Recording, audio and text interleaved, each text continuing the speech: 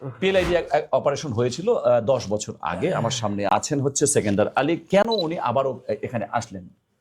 এখন কতদিন ধরে ব্যথা আবার শুরু হয়েছে? এই ব্যথাটা মাস 3 হয়ে গেছে। মাস 3 হয়েছে। তো 3 মাস হলো আবার শুরু হয়ে গেছে। সিরিয়াসলি এতদিন ভালো ছিলেন না? হ্যাঁ 3 ভালো ছিলাম। আচ্ছা, উনি সিরিয়াসলি একজন হয়ে গেছে মাস 1.5।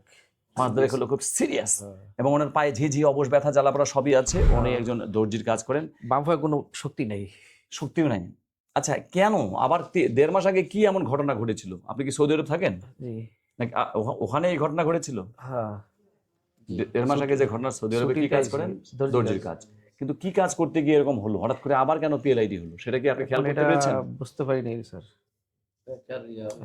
কোনো ভারী জিনিস তুলতে গেছিলেন বা মোচড় খাইছিল, কোনো আসবাবপত্র সরাইতে গেছিলেন? ওই একটু হ্যাঁ একজন একটু ধরতে গেছিলাম আর কি। কিরকম? ওই যে দোলাপ আছে না আলমারি আলমারি, ওই আলমারিটা ওইটা উঠেছিল। আমার কাছে সেটা কি 1.5 মাস আগে? এটা মাস 3 আগে।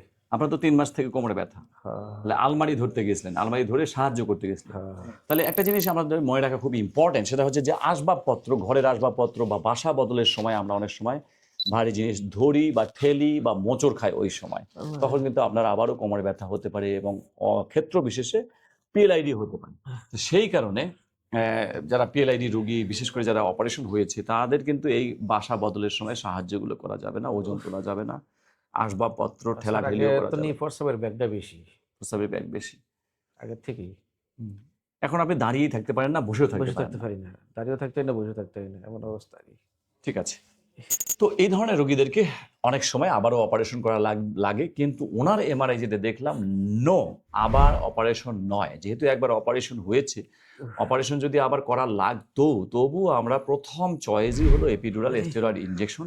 উনি 1.5 মাস পরে সৌদি আরব চলে যাবেন, জি, এবং আমি দেখতে বিশ্বাস করি ইনশাল্লাহ উনি ভালোও হয়ে যাবেন। আমরা ওনাকে আসলে এপিডুরাল স্টেরয়েড ইনজেকশন সাজেশন করব একটা যুক্তিতে, দুটো যুক্তিতে। এক হচ্ছে যেহেতু একবার অপারেশন হয়েছে 10 বছর আগে, আবার অপারেশন করাটা একটু প্যাথেটিক, এবং আমরা চাই না সেটা। আর একটা যুক্তি হলো যে ওনার এবারে কিন্তু অপারেশন করার মতো অত সিরিয়াস ডিস্ক প্রোলাপস নাই, খুব সামান্য আছে। এই কারণেই ওনাকে আমরা শুধু এপিডুরাল স্টেরয়েড ইনজেকশন দেব। 14 দিনের জন্য ওনার ব্যায়াম বন্ধ করে দেব, এবং 14 দিন পর, এবং কোমরে বেল্ট রাখবে। 14 দিন কোনো ব্যায়ামই করার দরকার নেই। 14 দিন পরে উনি ব্যায়ামগুলো শুরু করবে। বাস, এই হলো তার চিকিৎসা। আসসালামু আলাইকুম।